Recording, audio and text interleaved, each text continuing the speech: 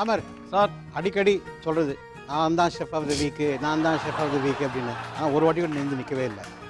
வடிவேல் பாலாஜி சொல்கிறாரு நிற்கிறாரு. ஆனால் என்னம்மா இப்படி பண்ணுறீங்க அப்படின்னு சொல்கிறீங்க. நான் கேட்குறேன் என்னம்மா இப்படி பண்ணுறீங்க, ஏமா ஷெஃப் ஆஃப் தி வீக் நிற்க மாட்டீங்க? ஏமா சொல்லுமா. நீங்கள் சொல்லுங்கள். ஏன் நீ சொல்ல மாட்டியா? நீங்கள் சொல்லுங்கள். ஏன் நீங்கள் சொல்லுங்க. நீ சொல்லியா? இல்லைன்னா அடுத்த ஆளுக்கு போயிடுவோம். நீ சொல்லியா? அடி அதாடி ஆத்தாடியாவது காத்தாடியாவது என்ன எய்த்து நானே முத்து அவனை விட்டேன் பாரு ஒரு குத்து. சுத்துப்பட்டி 18 கிராமத்துக்கும் நான் தாண்டா பயில்வேன். சார் என்ன கேட்டியே ஏன் செப்பாப்பிக்கு வாங்கலைன்னு? ஏன் எங்கிட்ட இருக்க சால்ட்டு அவன் எடுத்துகிட்டு போயிடுறான். ஏன் பாலாஜி இங்கே வரும்போது உப்பு இல்லை சப்புலன்னு சொல்றிய, எப்படி நாங்கள் வாங்க முடியும்? எப்படி வாங்க முடியும் சொல்லு. ஏண்டா பாலாஜி கண்ணை தானம் பண்ணா கண்டானம் சொல்றாங்க. சூப்பர். அத்தை தானம் பண்ணா அத்தை தானம்னு சொல்றாங்க. ஐயோ நாங்க மைதா மாவை தானம் பண்ணோம், அப்ப அத மைதானம் சொல்லுவாங்களா? இந்த வாரம் நாங்க தான் சார் செப்பாப்பிக்கு படம் பிடிச்சிருக்கீங்க. வணக்கம்.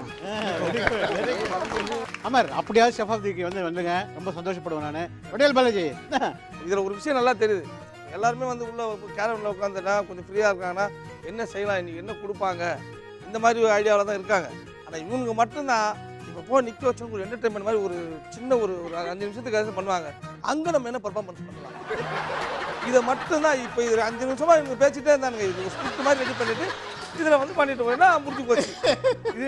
ஸ்டெப் ஆஃப் த வீக் யார் வரலன்னு அதை கேட்டார்னா டோட்டல் 10 பேருக்கு நான் தான் பயிலும் அனுக்கிறேன். சாமி அந்த மாதிரிலாம் சொல்லக்கூடாது. இதுதான் இது வரைக்கும் எல்லாம் மிமிக்ரி பண்ணீங்க, ஜோக் பண்ணீங்க, பாட்டு பாடினீங்க, எல்லாம் பண்ணீங்க. ஓகே, இப்போ டைம் வந்து for the task. Little bit of seriousness. As usual அந்த ஒரு படபடப்பான நிமிடம் வந்துச்சு. கிச்சன் சூப்பர் ஸ்டார் 4ல இந்த சீரீஸ்லேயே வந்து இனிமேல் வரப்போகிற task in fact is going to be very very difficult. உங்களே வந்து கொஞ்சம் யோசித்து செய்ய வைக்கிற இன்க்ரீடியன்ஸாகவும் டாஸ்க்காக வந்து அமைய போகுது. ட்விஸ்ட்டு மேலே ட்விஸ்ட்டு கொடுப்பாங்க.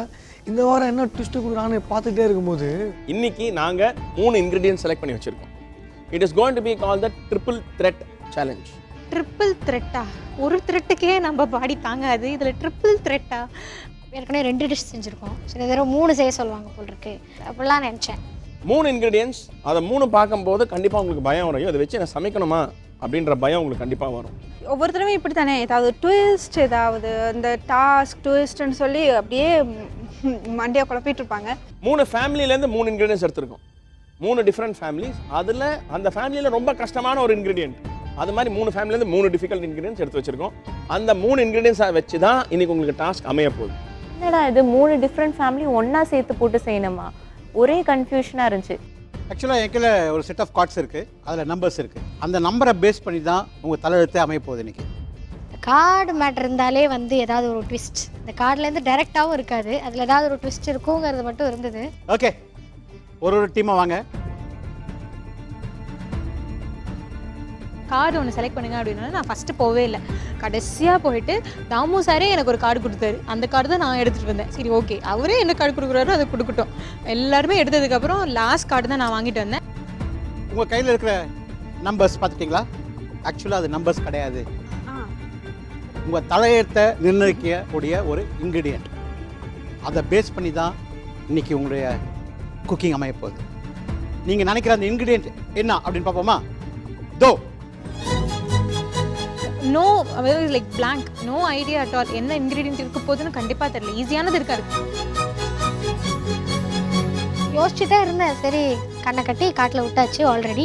ஸோ இன்னும் காட்டில் சுற்றி தான் விடணும்.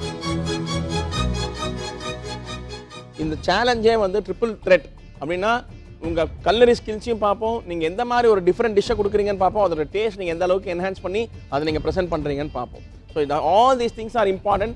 நார்மலாக சிம்பிளான டிஷ் கொடுத்து மாட்டிக்காதீங்க. இது ஒரு எலிமினேஷன் ரவுண்ட். இப்போது இந்த இன்கிரிடியன்ட் என்னென்னு பார்க்கலாமா? நம்பர் 1 வந்தவங்க 3 பேர் எதிரில் வாங்க.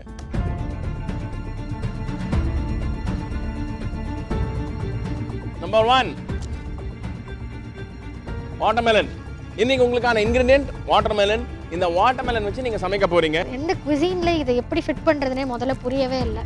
I felt very stuck. ஒரு பாயிண்டில் ரொம்ப பிளாங்காக இருந்தது.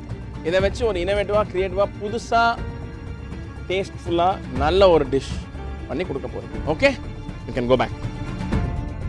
தர்பீஸில் நம்ம ஜூஸ் தான் செஞ்சு குடிப்போம், ஃபஸ்ட் டைமு டிசைட்லாம் நினச்சி பார்க்காத விஷயம். நல்ல வேலை நம்மளுக்கு கிடைக்கலன்ட்டு கொஞ்சம் ஹாப்பி ஆகிட்டேன். நம்பர் 2 யார் யாருக்கு வந்திருக்கு ப்ளீஸ் கம் ஃபார்வர்ட்.